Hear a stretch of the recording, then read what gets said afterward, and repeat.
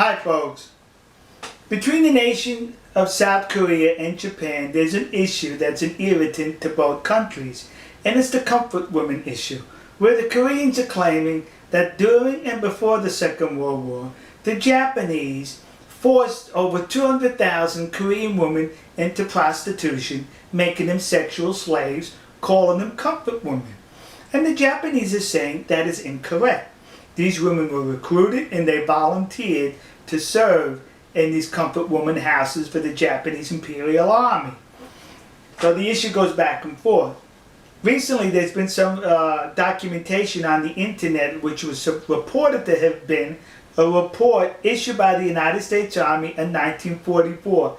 The war was still going on in 1944, where the Army, the United States Army, interviewed some of these comfort women, and it was determined that these comfort women were not forced by the Japanese, but were recruited. Well, looking at the document and the different versions, one can question the legitimacy of that document. That's what I did, kids. I questioned it. So I contacted the National Archives outside of Washington, D.C. I made a telephone call. They advised me to send correspondence. I did. Well, yesterday they replied with this envelope. And in this envelope was the very report that appears on the internet. They authenticated the report, saying that this is an authentic report written in 1944 by the United States Army after they captured comfort women in the Philippines. You notice how I used the word captured and not rescued? Because they were captured. These comfort women were fleeing the advancing American military. They were fleeing with the Japanese. Right behind the Japanese soldiers were these comfort women. They got separated. And when they got separated, they got disoriented and lost, and that's when they were captured and interviewed by the United States Army. Now remember, 1944, there was a war going on, kids, and the Japanese as well as the Americans used anything to their advantage for propaganda purposes.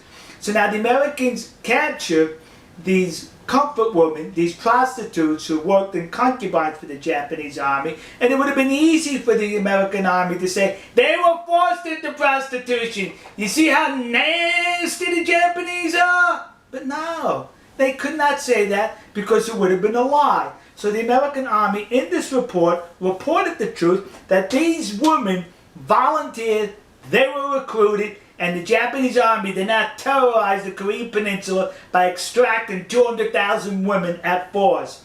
If there was 200,000 comfort women, they were recruited and they were well paid for their services. But what's interesting about this report is, it mentions in this report that these women were not pretty by Japanese or Caucasian standards. They weren't pretty. In other words, the United States Army is saying these women were ugly.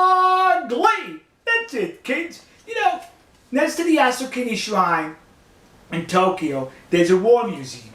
And when you go through the museum, it takes you all the way through Japan's military history, I think from pre-samurai, samurai, Edo, up into World War II. But you know what I did not notice as far as military equipment that I'm sure the Japanese Imperial Army was issued? Was these. How come they didn't issue they should have issued them 2 of these. Yeah! Because I bet those women were so ugly they were 2 baggers. One bag you put over the comfort woman, and one bag over the Japanese soldier. So in case the comfort woman's bag fell off, you still had your bag on your head. So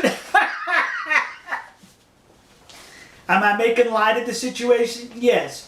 Because it's disgusting that people are exploiting this situation for their advantage. This report goes on to mention that the women enjoyed a whole lot of money to where they were able to buy clothes, cosmetics, and other stuff for themselves on their visits into town. Sexual slaves can do that? Sexual slaves make that kind of money? Some women were even allowed to go back home after they paid their debt off. Sexual slaves can do that? Some women were even complaining that their schedule with the Japanese soldiers was too tight, that they were not able to accommodate all the soldiers, and that saddened them that they could not have sex with all the soldiers. Sex slaves feel that way?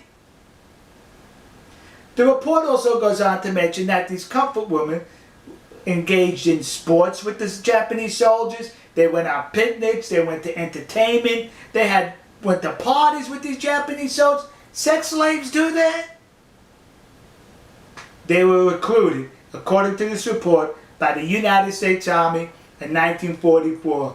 So the discussions ended right here. We got proof that they were being recruited and were recruited. Now listen to me. Koreans currently are now plaguing the United States with these memorial statues or plaques dedicated to these comfort women, claiming they were forced into sexual slavery by the Japanese army. You're a liar. That did not happen.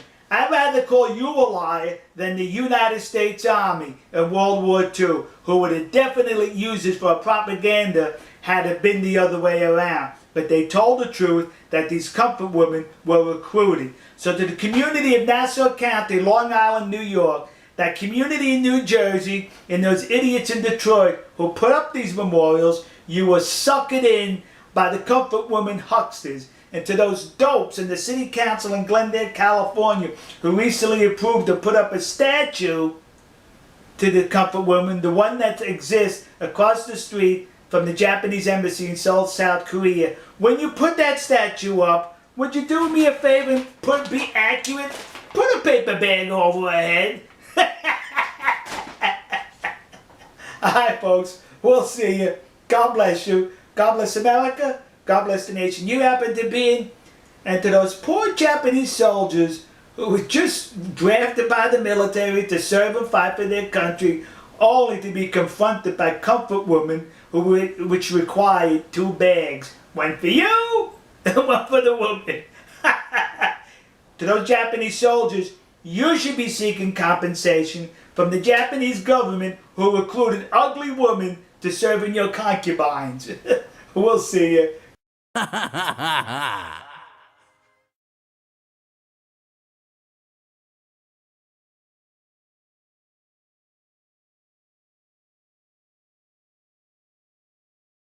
テキサス親父日本事務局では、このオクラホマ州の竜巻による被害者への義援金を募っています。今回は日本人がこの被災者を助ける番です。テキサス親父の動画をご覧の皆様の温かいご支援をお願いいたします。